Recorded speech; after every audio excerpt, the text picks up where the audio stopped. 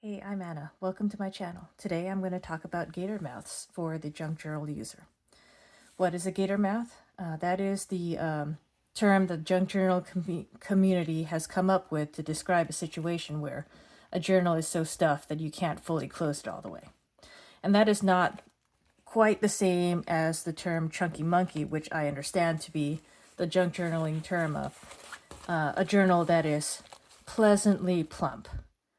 Whether or not it is in a gator mouth fashion or not as filled. I mean, it really depends on what the holder would describe as pleasant in its level of stuffedness. So here you can see that the outer edge of this journal is wider than the spine because I've stuffed in so much stuff that it exceeds what the spine could naturally hold. And here, not quite gator mouth stage, since I could still close it a bit. This has more flexibility because it's literally a flexible spine.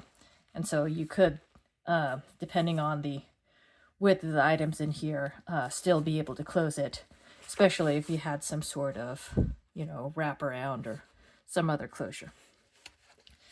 Now, to give a kind of extreme description of how gator mouthing can happen, here I have a journal that is 500 pages of very thin paper.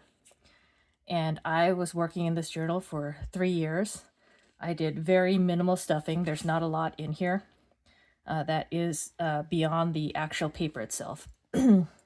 But if one were to want to do some collaging, let's say a sheet of paper on each, for each page in this journal, this is 500 sheets of copier paper.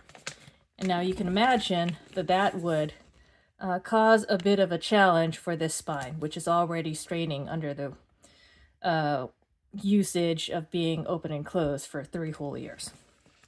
So there are people who are very pleased with how they've managed to get this journal into a chunky monkey state, and they usually have some sort of elastic bands wrapped around it and keeping it all closed. And that is totally up to your preference about what you want to use it for, how much you want to stuff it, and whether or not you like the aesthetic of having it stuffed or potentially overstuffed in the gator mouth sense.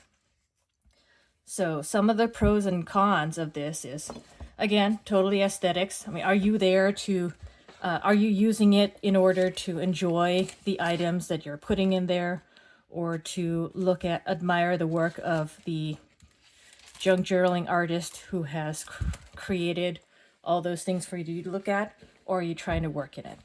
So this one is not gaping. It does not have a gator mouth, but I already have this issue where if I want to work in it, because I have so many pages and so much stuff, the angle in which I have to work is less than 180 degrees.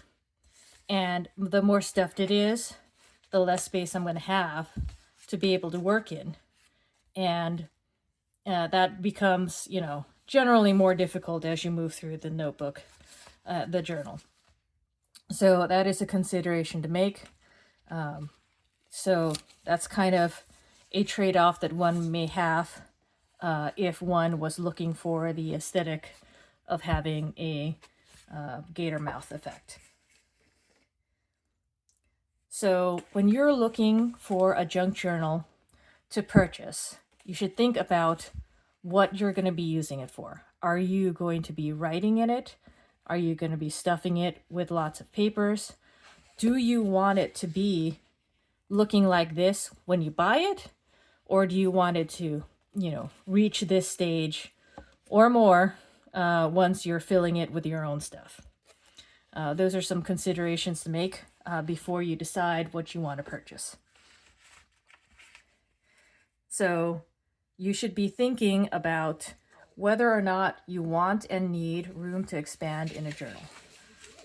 Here's a journal that I have been working on where you can see there is still room to expand despite, you know, some of the thick papers that I have there. We could still expand a little bit and still have room for more additions before we have the front and back covers parallel. Or we can go ahead and keep expanding it with adding stuff until it reaches the Gator Mouth stage, depending on what we want to capture in here and what our preferences are. Another consideration is soft or hard spine.